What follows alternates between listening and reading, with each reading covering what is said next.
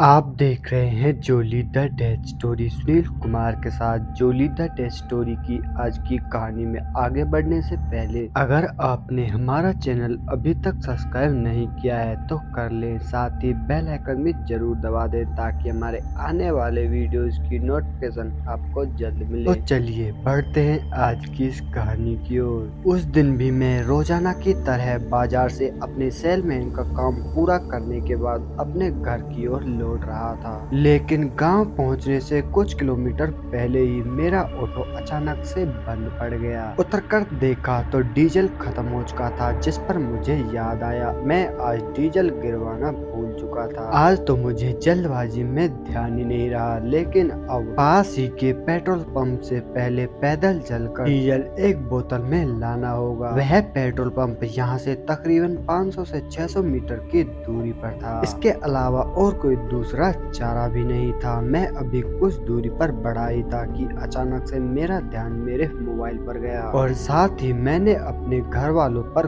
Call की, यह बताने के लिए कि आज मुझे कुछ ज्यादा समय लग जाएगा, तुम दरवाजे बंद करके आराम से लेट जाना। लेकिन उस समय मेरी फोन किसी ने भी नहीं उठाया, जिस पर मैं थक हार कर पैदल ही पेट्रोल पंप की ओर ही बढ़ने लगा। अब मैं पैदल चलते चलते उस नाले पर पहुंच चुका था, जहां पहुंचते ही मुझे एक झटका लगा। वह झटका अचानक से इतनी जोर से लगा था कि मैं वहीं पर तुरंत गिर पड़ा। उस समय मैंने अपने आप को संभालने की बहुत ज्यादा कोशिश की, लेकिन मैं अपने आप को नहीं संभाल पाया, जिसके चलते मुझे कुछ चोटें भी आई। लेकिन तभी मैं दोबारा से खड़ा होकर अपने कपड़े झाड़ने लगा। मैं अभी नीचे की तरफ गर्दन करते हुए अपने कपड़े झाड़ ही रहा, लेकिन तभी अचानक ही एक इंसान मेरे सामने आकर खड़ा हो गया। उसे अचानक से मेरे सामने खड़ा होता देख मेरी रूह कांप उठी और मेरे रोंगटे खड़े हो गए। जब मैंने उसकी तरफ ध्यान से देखा तो वह एक लड़की थी, जिसका हुलिया कुछ बदला हुआ था, साथ ही बहुत ही ज्यादा डरावना भी दिख रहा था। ये सब देखकर मैं एकदम से डर गया और तुरंत अपने ऑटो की तरफ भागने लगा। मैं अभी आगे की ओर भागने की कोशिश ही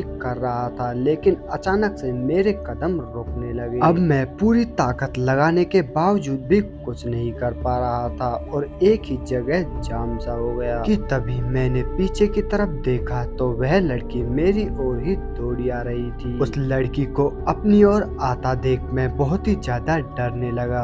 उस चांदनी रात में उस लड़की का भयानक चेहरा बिल्कुल ही साफ नजर आ रहा था। उस भयानक चेहरे को देखने के बाद मुझे अपनी आंखों पर बिल्कुल भी यकीन नहीं हो रहा था। उस चेहरे को देखने के बाद अब मेरे पसीने भी छूटने लगे, मेरा दिल बहुत जोरों से धड़कने लगा। मुझे अब बिल्कुल भी समझ नहीं आ रहा था कि आखिर मैं अब क्या करूं और अब मैं उस लड़की से कैसे अपनी जान बचाऊं। लेकिन तभी अचानक से मेरे पैरों ने मेरा साथ देना शुरू कर दिया और मैं तुरंत वहां से आगे की ओर भागने लगा। मैं अभी जोर से भागते हुए कुछ दूरी पर पहुंचा ही था, लेकिन अचानक से वह साया मेरे सामने आकर खड़ा हो गया। उस भयानक चेहरे को देखने के बाद मैं अपने होश-ओ-हवास खो बैठा, साथ ही मेरे गले से आवाज निकलना भी अब बंद हो चुकी थी। लेकिन तभी मैं हिम्मत जुटाते हुए मन ही मन भगवान को याद करने लगा। अभी मैं भगवान को याद करते हुए उस भयानक चेहरे के सामने बहुत जोर से रोए जा रहा था, लेकिन तभी अचानक से मुझे सामने से किसी इंसान के आने का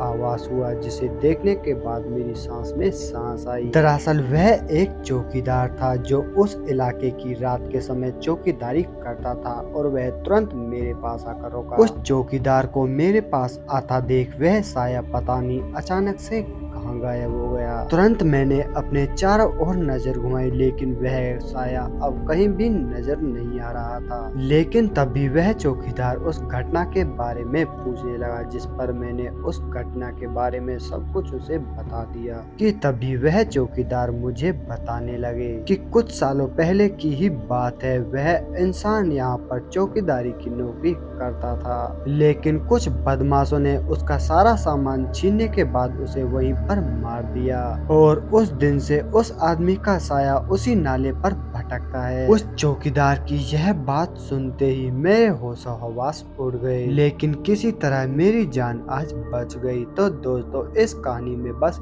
इतना ही। यह कहानी आपको कैसी लगी हमें कमेंट करके जरूर बताएं। तो मैं आपका दोस्त सुनील कुमार मिलता हूँ आपसे बहुत जल्द एक और ऐसी ही सच्ची घटना के साथ। तब तक के लिए बाय एंड टेक केयर।